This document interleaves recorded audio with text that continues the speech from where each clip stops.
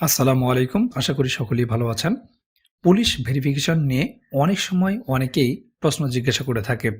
কোথায়, কখন, কিভাবে এই পুলিশ ভেরিফিকেশন সম্পন্ন হয়ে থাকে? তো চলুন তাহলে আজকের ভিডিওতে পুলিশ ভেরিফিকেশন সম্পর্কে বিস্তারিত তথ্য জেনে নেই। প্রথমেই জানব পুলিশ ভেরিফিকেশন কি? সাধারণত চাকরি, পাসপোর্ট, লাইসেন্স বা অন্য কোনো প্রয়োজনীয় ক্ষেত্রে আবেদনকারীর প্রদত্ত তথ্যাদি সঠিক আছে কিনা তা পুলিশ কর্তৃক যাচাই করাকে বলা হয় ভেরিফিকেশন বা সত্যতা প্রতিপাদন। একজন প্রার্থীর কি ভেরিফিকেশন করা হয়? পুলিশ ভেরিফিকেশন কালে একজন প্রার্থীর প্রদত্ত তথ্যাদির সত্যতা যাচাইয়ের পাশাপাশি প্রার্থীর চারিত্রিক ও সামাজিক অবস্থান সম্পর্কেও তথ্য নেওয়া হয়। কোন কোন ক্ষেত্রে পুলিশ ভেরিফিকেশন করা হয়? যে ক্ষেত্রে পুলিশ ভেরিফিকেশন করা হয় তার মধ্যে হচ্ছে সরকারি, আধা সরকারি, স্বায়ত্তশাসিত ও বেসরকারি প্রতিষ্ঠানে নিয়োগের ক্ষেত্রে পুলিশ ভেরিফিকেশন করা হয়। এছাড়াও পাসপোর্ট ও লাইসেন্স প্রাপ্তির ক্ষেত্রে পুলিশ ভেরিফিকেশন করা হয়। বিভিন্ন গুরুত্বপূর্ণ স্থাপনা তৈরি অথবা ব্যবহারের ক্ষেত্রে পুলিশ ভেরিফিকেশন করা হয়। পুলিশ ভেরিফিকেশনের আবেদনপত্রে প্রার্থীর কোন ঠিকানা দিতে হয়? স্থায়ী ঠিকানা নাকি অস্থায়ী ঠিকানা? এক্ষেত্রে উভয় ঠিকানাই দিতে হয়। স্থায়ী ঠিকানা বলতে বোঝায় প্রার্থীর নিজ নামীয়, পিতার নামীয় বা দাদার নামীয় বাড়িসহ যে কোনো ভূসম্পত্তি যেখানে প্রার্থীর অধিকার সত্ত্ব ও বসতবাড়ি আছে। যে ভূসম্পত্তিতে প্রার্থীর অধিকার সত্ত্ব ও বসতবাড়ি নেই সেক্ষেত্রে যেখানে প্রার্থী বসবাস করেন সেখানকার অস্থায়ী ঠিকানা দিতে হবে। পুলিশ ভেরিফিকেশনের জন্য স্থায়ী ও অস্থায়ী ঠিকানা ব্যতীত অন্য কোনো ঠিকানা দিতে হয় কিনা?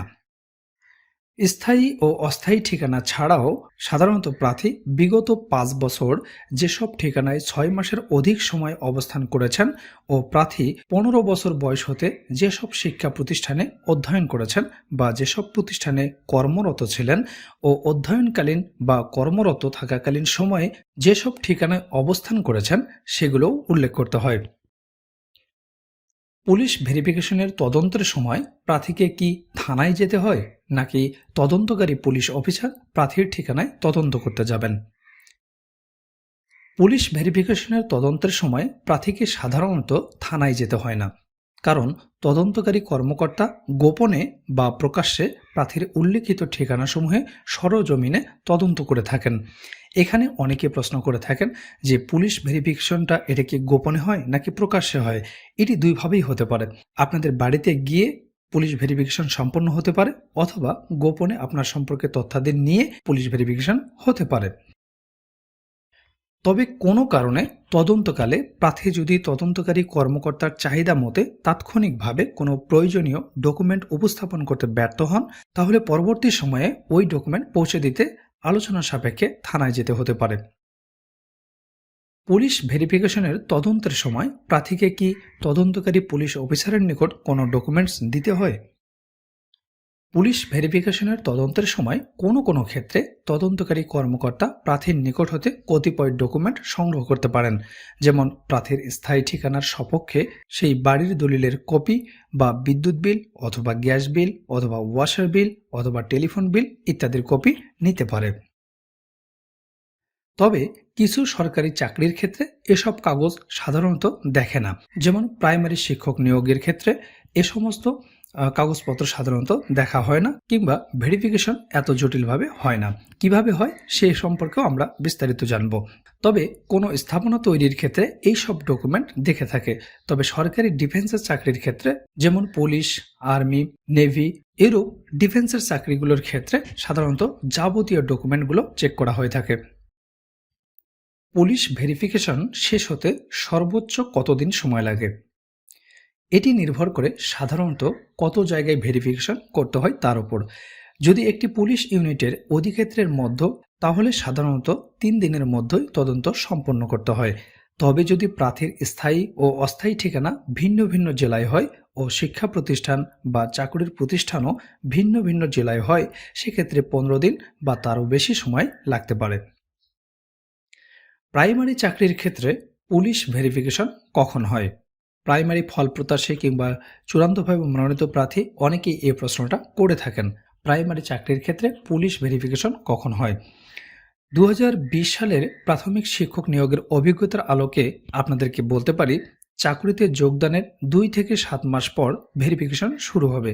অর্থাৎ আপনাদের যোগদানের পর 2 মাস পরেও পুলিশ ভেরিফিকেশন শুরু হতে পারে, 3 মাস পরেও হতে পারে, 4 মাস পরেও হতে পারে, 5 মাস পরেও হতে পারে, এমনকি 7 মাস পরেও 2020 সালে যারা নিয়োগপ্রাপ্ত হয়েছেন তাদের ভেরিফিকেশন হতে দেখা গেছে।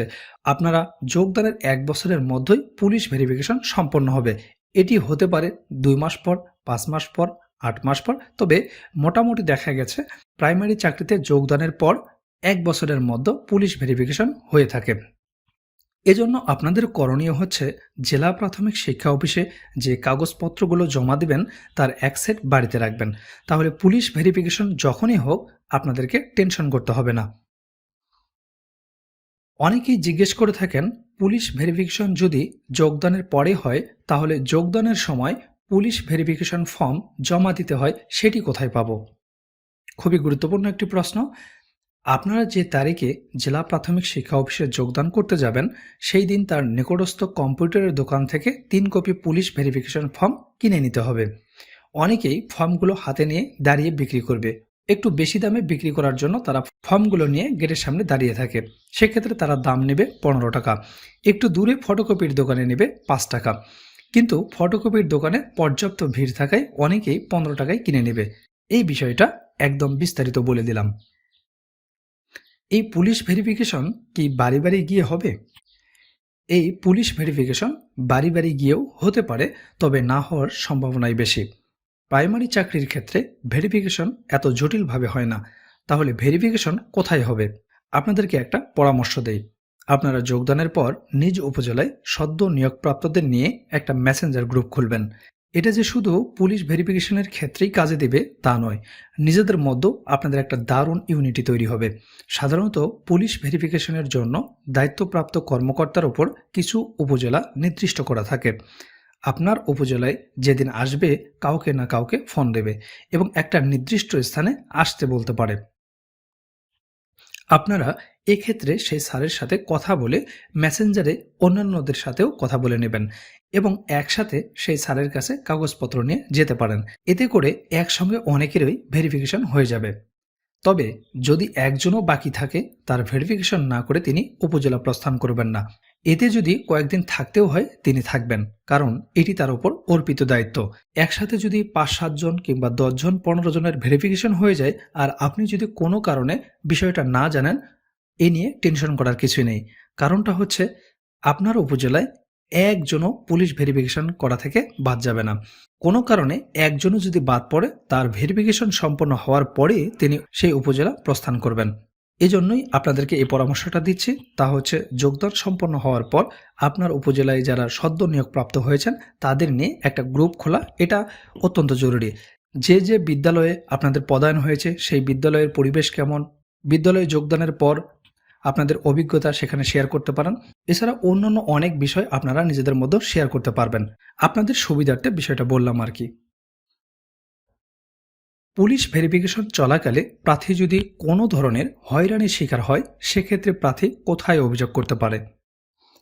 পুলিশ ভেরিফিকেশন চলাকালে প্রার্থী যদি তদন্তকারী কর্মকর্তা কর্তৃক কোনো প্রকার হয়রানির শিকার হন সেক্ষেত্রে ওই তদন্তকারী কর্মকর্তার সরাসরি নিয়ন্ত্রণকারী কর্মকর্তার নিকট অথবা বিশেষ পুলিশ সুপার বা অতিরিক্ত IGP special branch Bangladesh police Rajarbag Dhaka বরাবর লিখিত বা মৌখিক অভিযোগ জানাতে পারেন।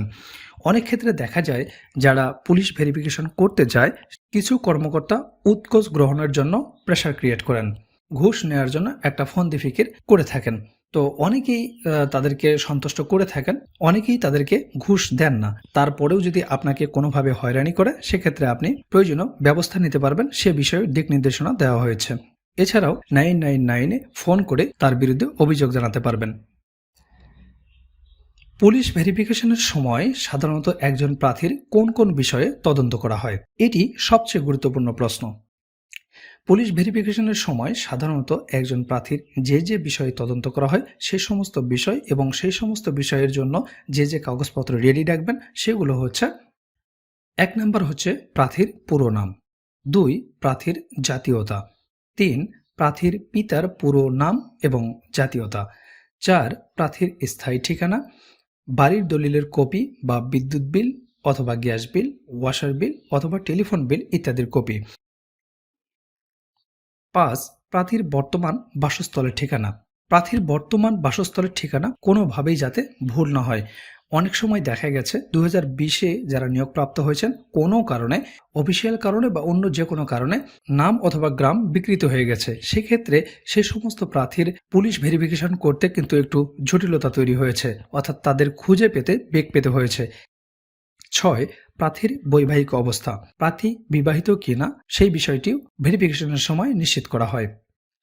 7 প্রার্থী বিগত 5 বছরে যেসব ঠিকানায় অবস্থান করেছেন সেগুলোর ঠিকানা।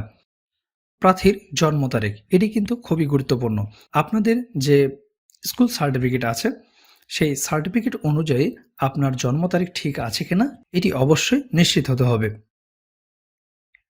প্রার্থীর জন্মস্থান, গ্রাম, ইউনিয়ন, থানা বা উপজেলা, জেলা ইত্যাদি এ সমস্ত ভেরিফিকেশন করা হয়ে থাকে। প্রার্থীর 15 বছর বয়স হতে যেসব শিক্ষা প্রতিষ্ঠানে, বিদ্যালয়, মহাবিদ্যালয় অথবা বিশ্ববিদ্যালয় ইত্যাদি যেখানে যে প্রতিষ্ঠানে অধ্যয়ন করেছেন সেই সব শিক্ষা প্রতিষ্ঠানের তথ্যাদি লাগতে পারে। প্রার্থী যদি কোনো সরকারি, আধা সরকারি, স্বায়ত্তশাসিত, আধা স্বায়ত্তশাসিত, স্থানীয় সরকারের কোনো সংস্থা বা বেসরকারি প্রতিষ্ঠানে পূর্বে চাকরি করে থাকেন বা বর্তমানে কর্মরত থেকে থাকেন সেগুলোর তথ্যও কিন্তু যাচাই করা হবে। প্রার্থী মুক্তিযোদ্ধার পুত্র কিংবা কন্যা কিংবা নাতি বা নাতনি কিনা তা যাচাই করা হবে। এখানে শুধু মুক্তিযোদ্ধা বলে কোনো কথা নয়, যদি কোনো প্রকার কোটা আপনার থেকে থাকে তাহলে সেই কোটার সপক্ষে কাগজপত্র যাচাই বাছাই করা হবে। প্রার্থী অন্য কোনো কোটাধারী কিনা, যে বিষয়টা আমি বললাম, কোটায় টিক চিহ্ন দিয়ে থাকে তাহলে সেই কোটার সপক্ষে অবশ্যই তাকে কাগজপত্র দেখাতে হবে। অনেকেই আবেদন করার সময় ভুলবশত কোটার ঘরগুলোতে টিক চিহ্ন দিয়ে থাকেন, তাদের ক্ষেত্রে পুলিশ ভেরিফিকেশনে জটিলতার সৃষ্টি হয়। এই বিষয়গুলো অবশ্যই আপনারা সমাধান করার চেষ্টা করবেন। প্রার্থীর কোনো ধরনের শারীরিক অক্ষমতা আছে কিনা সেই বিষয়টিও পুলিশ ভেরিফিকেশনের সময় যাচাই করা হয়। প্রার্থী ফৌজদারি, রাজনৈতিক বা অন্য কোনো মামলায় অভিযুক্ত, গ্রেপ্তার, দণ্ডিত ও নজরবন্দি বা কোনো বিধিবদ্ধ প্রতিষ্ঠান বা সংস্থা হতে বহিষ্কার হয়ে থাকলে তার তথ্যও কিন্তু যাচাই করা হবে। প্রার্থীর নিকট আত্মীয় স্বজন যেমন পিতামাতা, ভাই বোন, আপন মামা, চাচা, খালু ইত্যাদি বা শ্বশুরের দিকের অনুরূপ কোনো নিকট আত্মীয় যদি বাংলাদেশ সরকারের কোনো সংস্থা বা প্রতিষ্ঠানে চাকরিরত থাকে তাহলে তার সম্পর্কে তথ্যও কিন্তু যাচাই বাছাই করা হবে। প্রার্থী কোনো মামলায় সাজাপ্রাপ্ত বা নৈতিক স্খলনের কারণে চাকরিচ্যুত হয়ে থাকেন এরকম রেকর্ড যদি তার থাকে সেগুলোও কিন্তু যাচাই বাছাই করা হয়। সম্প্রতি প্রার্থী কোনো সরকারি চাকরি থেকে বরখাস্ত হয়েছেন কিনা সেই বিষয়টি নিশ্চিত করা হয়। প্রার্থী কোনো রাষ্ট্রদ্রোহী বা নাশকতামূলক কার্যকলাপে জড়িত আছেন কিংবা পূর্বে এই সমস্ত নাশকতামূলক কার্যকলাপে জড়িত ছিলেন কিনা সেই বিষয়টিও কিন্তু এই পুলিশ ভেরিফিকেশনের সময় নিশ্চিত করা হয়। প্রার্থীর চারিত্রিক ও সামাজিক অবস্থান এই বিষয়টিও যাচাই করা হয়। এছাড়াও আবেদনের ধরন অনুযায়ী প্রাসঙ্গিক ও প্রয়োজনীয় অন্য যে কোনো বিষয়ে তদন্ত হতে পারে। আবেদনের ধরন অনুযায়ী মানে হচ্ছে যে আপনার চাকরিটা কোন ধরনের। যদি আপনার চাকরিটা হয় পুলিশ, আর্মি, অন্য কোনো ডিফেন্সিভ চাকরি, তাহলে দেখা যাবে ভেরিফিকেশনের ধরনটাও পরিবর্তন হতে পারে। সাধারণত শিক্ষক নিয়োগের ক্ষেত্রে, সরকারি শিক্ষক নিয়োগের ক্ষেত্রে পুলিশ ভেরিফিকেশন এত জটিলভাবে হয় না, অর্থাৎ এত বেশি কাগজপত্রের দরকার হয় না। কাজেই কি লাগবে না লাগবে সেটি বড় কথা নয়, নিজেকে সবসময় প্রস্তুত রাখতে হবে। প্রাইমারি চাকরির ক্ষেত্রে আপনারা যারা যোগদান করবেন সেই যোগদানের এক সেট কপি আপনারা বাড়িতে সবসময় রেডি রাখবেন। যোগদানের পর 1 মাস হোক, 2 মাস হোক, 3 মাস হোক, যে কোনো সময় যদি আপনার ভেরিফিকেশন হয় সেই কাগজপত্র নিয়ে সেই কর্মকর্তার নিকট হাজির হয়ে যাবেন। তো এই ছিল আজকের ভিডিও। এই ভিডিও দেখার পর যদি কারো বুঝতে সমস্যা হয় অথবা অন্য কোনো সমস্যা আপনাদের মনে চলে আসে তাহলে আপনারা কমেন্টস করে জানাতে পারেন, চেষ্টা করব সেই সমস্ত প্রশ্নের সদুত্তর দেওয়ার জন্য। কথা হবে পরবর্তী ভিডিওতে, সে পর্যন্ত ভালো থাকবেন। ধন্যবাদ সবাইকে।